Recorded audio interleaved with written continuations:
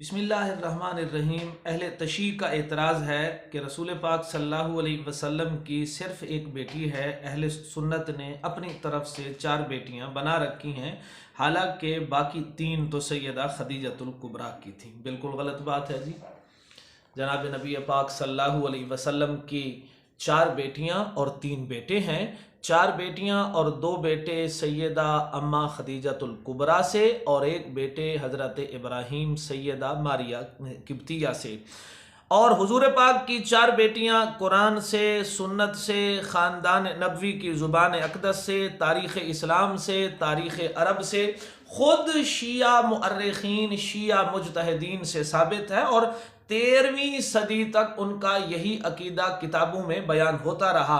قرآن پاک فرماتا ہے اعوذ باللہ من الشیطان الرجیم بسم اللہ الرحمن الرحیم یا ایہا النبی قل لازواجک و بناتک و نساء المؤمنین یدنین علیہن من جلابیبہن۔ سورۃ احزاب پردے کے احکام میں آپ اپنی بیویوں سے، بیٹیوں سے اور مومنوں کی عورتوں سے فرما دیجئے۔ یہاں لفظ بنات فرمایا گیا، اگر ایک بیٹی ہوتی تو قرآن بنت فرماتا۔ شیعہ حضرات کا یہ کہنا کہ یہاں پر بنات سے مومنوں کی عورتیں مراد ہیں، جناب ان کے لیے تو وَنِسَاءِ الْمُؤْمِنِينَ کا علیحدہ لفظ ہے۔ پھر رسول پاک صلی اللہ علیہ وسلم نے ہمیشہ ان 4 بیٹیوں کو اپنی بیٹی قرار دیا، اور انہوں نے بھی رسول پاک کو اپنا ابا جی قرار دیا۔ آپ چاہے آپ تاریخ اسلام کو آپ اٹھائیں، تاریخ عرب کو اٹھائیں، یا احادیث کی آپ کتابوں کو اٹھائیں، تو یہی بات ملے گی۔ اگر یہ لے پالک تھیں یا یہ کسی اور کی بیٹیاں تھیں تو رسول پاک صلی اللہ علیہ وسلم ان کو اپنی بیٹیاں کیوں کہتے؟ ایک عرصے تک حضرت زید بن حارثہ کو آپ نے جب اپنا متبنہ قرار دیا تو انہیں زید بن محمد کہا جاتا رہا۔ جب یہ آیت قرآن نازل ہوئی ادعوہم لآبائہم ما جعل اللہ ادعیاءکم ابناءکم، اللہ نے تمہارے منہ بولے بیٹوں کو تمہارا بیٹا نہیں قرار دیا حقیقت میں، اور اسی طرح ادعوہم لآبائہم هو اقسط عند اللہ۔ اس کے بعد تو حضرت زید کو زید بن حارثہ کہا جانے لگا۔ اگر یہ بھی رسول پاک کی بیٹیاں نہیں تھیں تو انہیں بھی ان کے اپنے ابا کے نام سے کیوں نہیں پکارا گیا؟ جناب نبی پاک صلی اللہ علیہ وسلم کا ارشاد گرامی ہے من ادعا الی غیر ابیہ وهو یعلم انہ غیر ابیہ فالجنۃ علیہ حرام۔ ابو داؤد کی حدیث ہے کہ رسول پاک نے فرمایا جس کو پتا ہو یہ اس کا ابا نہیں ہے، پھر بھی وہ اسے اپنا ابا کہے تو اس پر جنت حرام، معاذ اللہ۔ اتنی بڑی وعید ہے، اور حضور پاک نے تو ان بیٹیوں کا نام لے کر تعریف کی۔ مثلا حضرت زینب کے بارے میں آپ نے صراحتاً فرمایا ہیا خیر بناتی اصیبت فیا، ہیا افضل بناتی، یہاں پر بھی بنات کا لفظ ہے، میری بیٹیوں میں سے یہ میری بڑی بیٹی تو خیر ہی خیر لائی ہے، یہ تو بڑی فضیلت اور بڑی پیار والی میری بیٹی ہے۔ اسی طرح حضرت عبداللہ بن عباس فرماتے ہیں کہ رسول پاک نے جب حضرت سیدہ رقیہ کا نکاح حضرت عثمان سے کیا تو ارشاد فرمایا میں اپنی مرضی سے کسی اپنی بیٹی کا کسی سے نکاح نہیں کرتا، اللہ حکم دیتے ہیں تو میں کرتا ہوں۔ مشہور عالم محب طبری ذخائر الکبریٰ میں اس کو تسلیم کرتے ہیں۔ اسی طرح ابن عساکر یہ نقل کرتے ہیں کہ سیدنا علی رضی اللہ تعالی عنہ کا ارشاد گرامی ہے جب حضور پاک صلی اللہ علیہ وسلم نے حضرت ام کلثوم حضرت عثمان کے نکاح میں دی 3 ہجری کو حضرت رقیہ کی وفات کے بعد، تو آپ نے فرمایا کہ حضور پاک کا ارشاد گرامی ہے میں اللہ کے حکم سے ہی اپنی بیٹیوں کا نکاح کرتا ہوں۔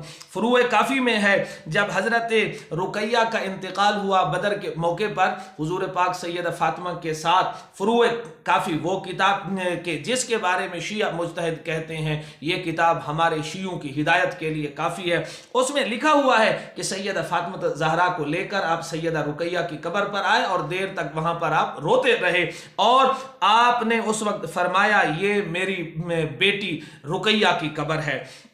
اسی طرح حضور پاک صلی اللہ علیہ وسلم نے سیدہ رقیہ کے بیٹے جو کہ 6 سال کے تھے حضرت عثمان سے، اور 4 ہجری میں ان کی وفات ہوئی، حضور نے خود اس کا جنازہ پڑھایا۔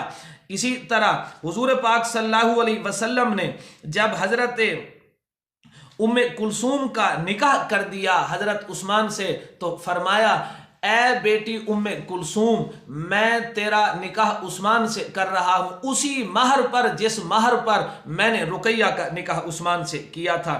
چنانچہ بخاری، مسلم، ابو داؤد ہو یا شیعوں کی کتابیں ہوں، انہوں نے اس حقیقت کو تسلیم کیا۔ حضرت زینب ان کا انتقال 8 ہجری میں ہوا، بڑی بیٹی ہیں، 8 ہجری میں ہوا، اور یہ حضرت ابو العاص مقسم کی بیوی تھیں جو کہ حالہ بنت خویلد کے بیٹے ہیں، گویا کہ حضرت خدیجہ کے بھانجے ہیں۔ رسول پاک صلی اللہ علیہ وسلم نے فتح مکہ پر ان کی بڑی تعریف کی، اور ان کے 2 بچے ہیں، ایک علی، ایک امامہ۔ علی وہی ہیں جو فتح مکہ کے موقع پر رسول پاک کے ردیف تھے اور آپ کے کندھے پر تھے۔ امامہ بخاری شریف صفحہ نمبر 74 پر روایت ہے کہ حضور پاک نماز پڑھا رہے ہیں ایک بچی کو اٹھائے ہوئے، یہ وہی امامہ ہیں، اور یہ وہی ہیں کہ سیدہ فاطمہ زہرا نے اپنی وفات کے وقت وصیت کی تھی، علی اگر آپ چاہتے ہیں میرے بعد آپ کو میرے جیسی خدمت گزار بیوی ملے تو آپ میری بھانجی امامہ سے شادی کر لیجئے گا۔ چنانچہ ایسا ہوا، حضرت علی نے ان سے وصیت کے مطابق شادی کی۔ جب حضرت زینب کا انتقال ہوا تو رسول پاک نے اپنی چادر دی کہ یہ زینب کے کفن میں رکھو، اور حضور پاک نے خود ان کا جنازہ پڑھایا۔ پھر سیدہ ام کلثوم شعبان 9 ہجری کو آپ کا انتقال ہوا، حضور پاک نے جنازہ پڑھایا۔ حضرت علی، حضرت فضل، حضرت عباس، حضرت قسم یہ سارے اس جنازے میں شریک تھے۔ 13ویں صدی تک شیعہ حضرات رسول پاک کی 4 بیٹیاں تسلیم کرتے رہے۔ چنانچہ تہذیب الاحکام 154 صفحہ تحفہ عوام باب نمبر 19 حاجی حسن علی شیعہ لکھتے ہیں، اللہم صلی علی رقیہ بنت محمد، اللہم صلی علی ام کلثوم بنت نبی کا محمد۔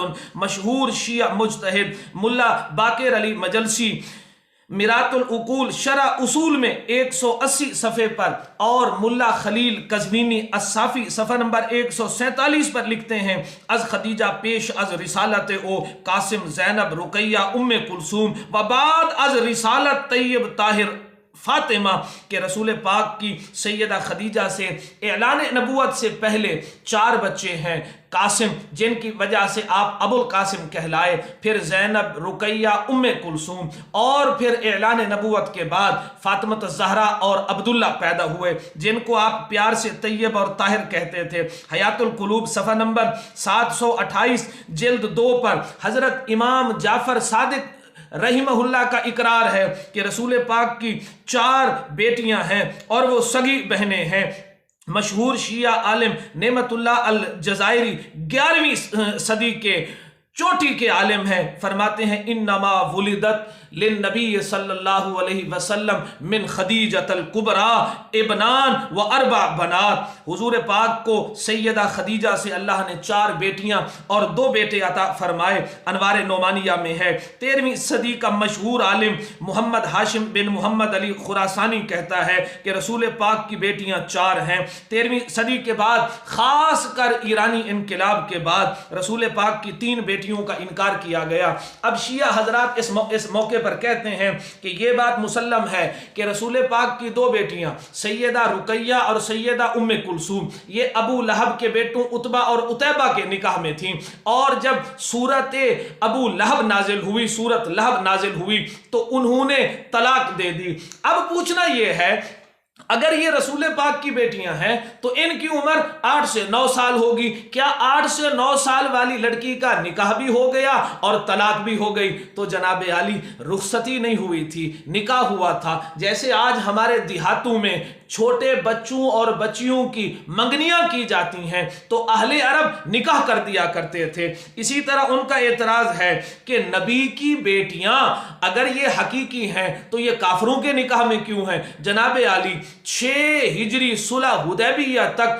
کافروں کے ساتھ مسلمانوں کا نکاح جائز تھا، 6 ہجری کو اس کی ممانعت نازل ہوئی۔ اب ذرا میرا ایک سوال ہے، جناب علی سیدہ خدیجہ الکبریٰ نے کل 3 نکاح کیے، حضور پاک سے پہلے وہ 2 شوہروں سے بیوہ تھیں، ایک ہے عتیق بن عائز وہ لا ولد فوت ہوئے مخزومی، ان کی کوئی اولاد نہیں، دوسرے ہیں ابو حالہ ان سے 3 بیٹے ہیں، ہند حالہ اور طاہر، اور یہ تینوں بیٹے مسلمان ہو گئے۔ اب میں پوچھنا یہ چاہتا ہوں کہ اگر یہ تین رسول پاک کی بیٹیاں نہیں ہیں، اما سیدہ خدیجۃ الکبریٰ کی یہ عتیق سے، یہ ان سے ابو حالہ سے بھی نہیں ہے، اور عتیق بن عائص سے تو کوئی اولاد ہوئی نہیں، میں پوچھنا یہ چاہتا ہوں یہ کس کی بیٹیاں ہیں؟ آج اگر کوئی میری بیٹی کے بارے میں کہے یہ تیری بیٹی نہیں، وہ مجھ سے دشمنی ہوگی یا دوستی ہوگی۔ آج کوئی میری بہن کے بارے میں کہے یہ تیری بہن نہیں، وہ مجھ سے پیار ہوگا یا نفرت ہوگی۔ سیدہ خدیجۃ الکبریٰ کی بیٹیوں کا انکار، سیدہ فاطمہ کی بہنوں کا انکار، یہ نبی سے اور سیدہ فاطمہ سے نفرت ہے یا محبت ہے؟ اگر یہ تینوں رسول پاک کی بیٹیاں نہیں، مجھے بتایا جائے کہ زینب، رقیہ، ام کلثوم کے ابا کا نام کیا ہے؟ کیا یہ عقیدہ رکھنا یہ قرآن کے خلاف نہیں ہے؟ کیا یہ احادیث کے خلاف نہیں؟ کیا یہ حضرت علی، حضرت عباس، حضرت فضل بن عباس، قاسم بن عباس، عبداللہ بن عباس، کیا یہ امام محمد باقر، امام محمد جعفر صادق، امام سجاد، ان کے بیانوں کے خلاف نہیں؟